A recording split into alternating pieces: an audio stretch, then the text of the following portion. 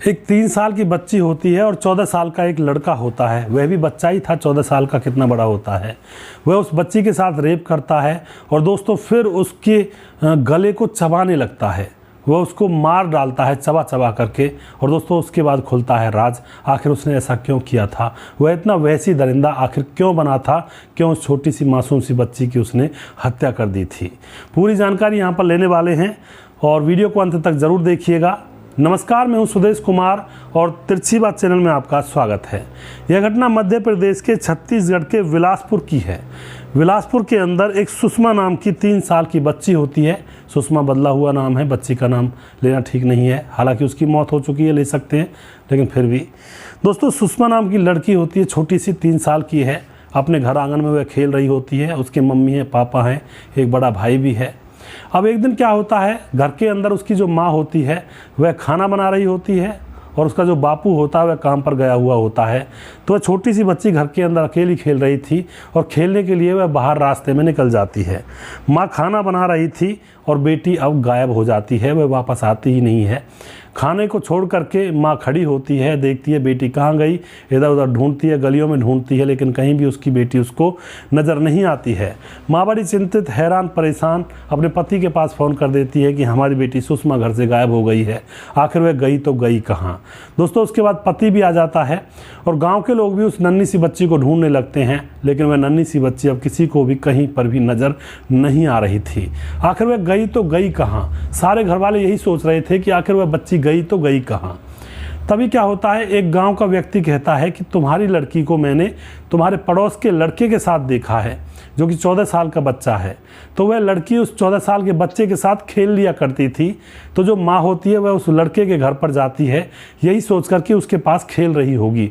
वह चली जाया करती थी उसके पास।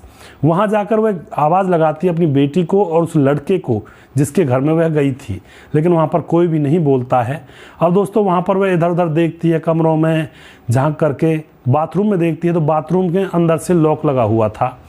अब जो माँ होती है वो ज़ोर ज़ोर से चिल्लाती है कि भाई दरवाज़ा खोलो, इसके अंदर कौन है, लेकिन कोई आवाज़ अंदर से नहीं आ रही थी। तो माँ को बड़ा अचंभा होता है कि कुछ ना कुछ यहाँ पर गड़बड़ है। तो उस लड़के के चाचा को बुलाती है वह माँ, और वो लड़के का चाचा आता है और ज़बरदस्ती उस दरवाजे को खोल देता है।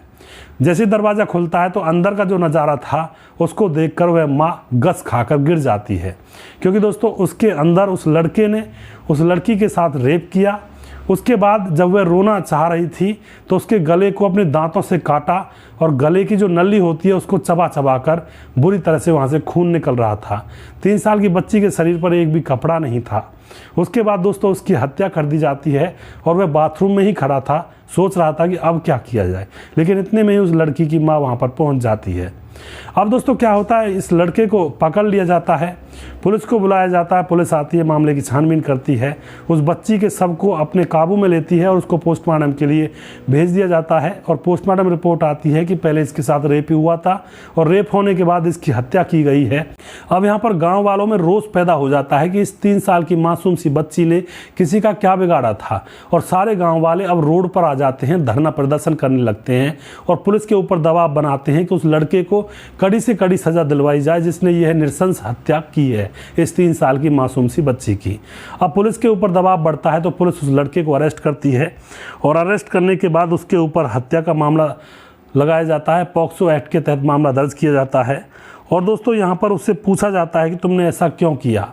तो वह लड़का बताता है कि मैं फ़ोन के अंदर गंदी फिल्में देखता था और उन फिल्मों को देखकर मुझे भी ऐसा लगा कि मैं भी ऐसे ही लड़कियों के साथ करूं। तो बड़ी लड़की तो काबू में नहीं आती, मैंने इस छोटी लड़की के साथ ऐसा किया। जब ये चिल्ला रही थी तो मैंने इसको जान से मार दिया।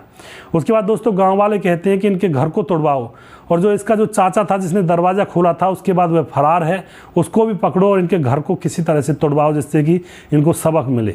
तो दोस्तों उनके घर के कागजात वगैरह जैसे कि अवैध बना हुआ है, इस तरह के इकट्ठे किए जाते हैं और घर को तोड़वाया जाता है। लड़के को पॉक्सो एक्ट के तहत उसके खिलाफ मामला दर्ज किया जाता है, उसको भी बाल सुधार गृह में भेजा जाता है। लेकिन बहुत सारे लोग यही कह रहे थे कि इसको बाल सुधार गृह में ना भेज करके बड़े लोगों की जैसी सज़ा देनी चाहिए, क्योंकि इसने जो हत्या की है नृशंस तरीके से, यह बहुत ही गुनाह का काम किया है। ऐसा तो बड़े लोग भी नहीं कर सकते हैं। तो इस तरह से यहाँ पर दोस्तों इस केस से पर्दा उठता है। तो अपने छोटे छोटे से बच्चों को संभाल कर रखें, कभी भी किसी के घर ऐसे वैसे ही ना डोलने दें या ना जाने दें, क्योंकि आज के ज़माने में किसी का कोई भी भरोसा नहीं है।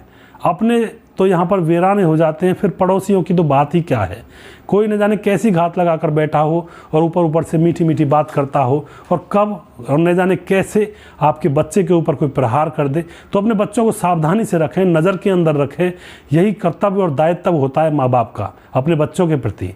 अगर बच्चों को ऐसे ही छोड़ दिया खुले में तो फिर माँ बाप ही क्या हैं। तो सावधान रहें, सतर्क रहें, किसी के ऊपर भी ज़्यादा विश्वास ना करें, बच्चों को अपने काबू में रखें। अगला प्रोग्राम मैं जल्दी फिर से लेकर आऊँगा, तब तक आप देखते रहिए ये तिरछी बात चैनल। जय हिंद, जय भारत।